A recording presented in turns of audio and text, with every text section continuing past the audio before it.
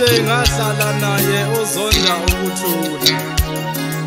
Ngithi ake ngithathe leli thuba ngikhulumele amadoda athanda ukuthula angakutholi ngenxa yabantu besifazane abangahloniphi, abahlazisayo amadoda abo phambi kwezingane. Umuntu wesifazane athethise indoda yakhe, omunye aze ayishaye nokuyishaya. Ngabe zithini izifundiso zokuthandana nokuhloniphana othandweni? Zifundiswa nini? Zifundiswa ngubani? Nezokuthembeka kwabathandanayo, ngoba abefundisi bafundisa ngokungena ezulwini. Sobheka incwadi yamaHubo 120 verse 6 and 7. Umphefumulo wami uhlezi kade naye ozonda ukuthula. Ngithi ake ngibuze kwabathandanayo ukuthi ukuthula kusekhona yini? Uma kungasekho kususwe yini ukuthula? Nihlanganiswe uthando into enhle kangaka, ngoba bonke abantu abajulayo bafuna uthando, abafisa ukushada bafuna uthando. Yini eyenza uhlale nomuntu ozonda ukuthula?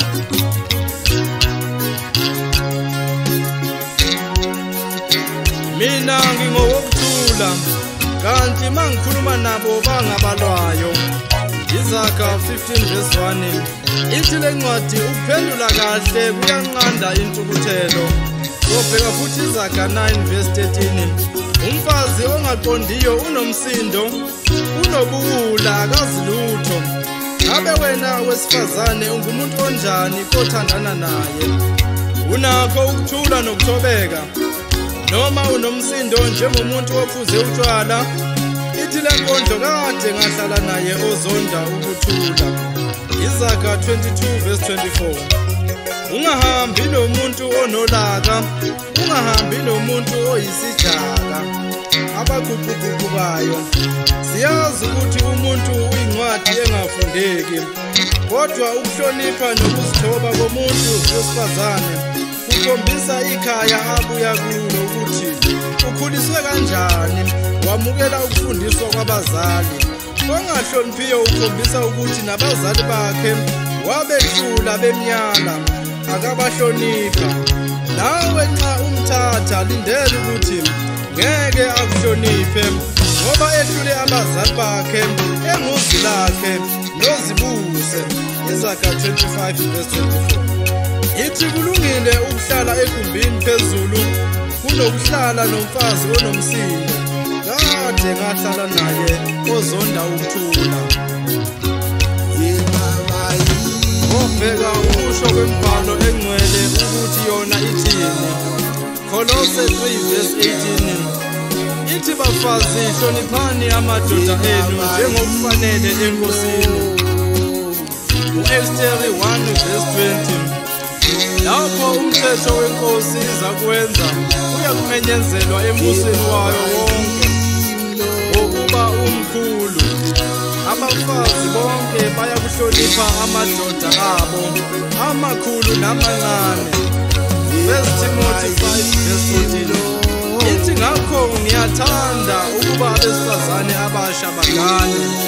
Enye ithi 1 Corinthians 7 verse 9 bengenakuzibamba mabagane ngokuba kuhle ukugana kunokusha. Sobheka enye eyifakazelayo 2 Timothy 2:22. Ithi kepha balekela izinkanuko zobusha, abangazi ngekusasa lomshado lokugana usenobuntombi bakho ukuthi kusho ukuthini emndenini wakini, kusho ukuthini emndenini ogana kuwo. Ithi le ncwadi kaTimothy 4:12, akungabibikho umuntu odelela ubusha bakho. Umuntu odelela ubusha bakho yilo olala nawe ningashadile, ningenanhloso yokushadana, nithi nidla ubusha benu.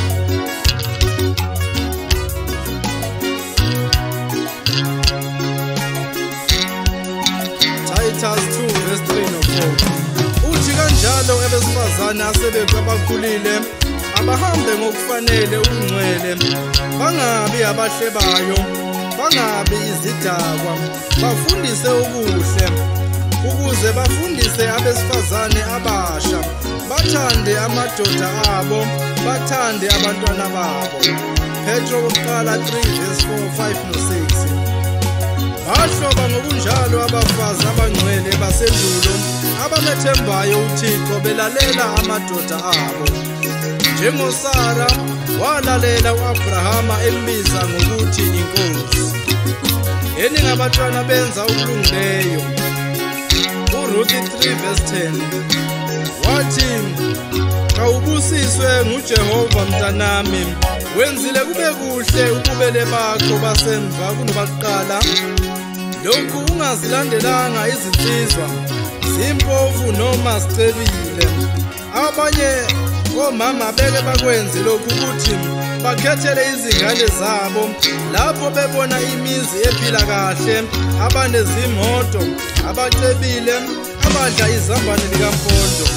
Nengane iye ngokuthunywa kuba igane, kanti iya ekuhluphekeni kwaphakade. Isiyothukwa ngokuhlupheka kwakubo nangobuze bokuswela kwayo, ngoba abantu abanemali abanasikhathi somuntu ongenamali nesikhathi sokujabulisa umuntu wakhe. Bafuna lezi ngane ezigqoka ngokungazihloniphi, okuthiwa wo-babes, o-fresh, ezikhonze ukungcebeleka phansi emabhishi, emahhotela, zigqoke izikhindi ezincane kuhle kwabasubathi bemarathoni. Usele umakoti endlini ukhatha usizi. Kade ngahlala naye ozonda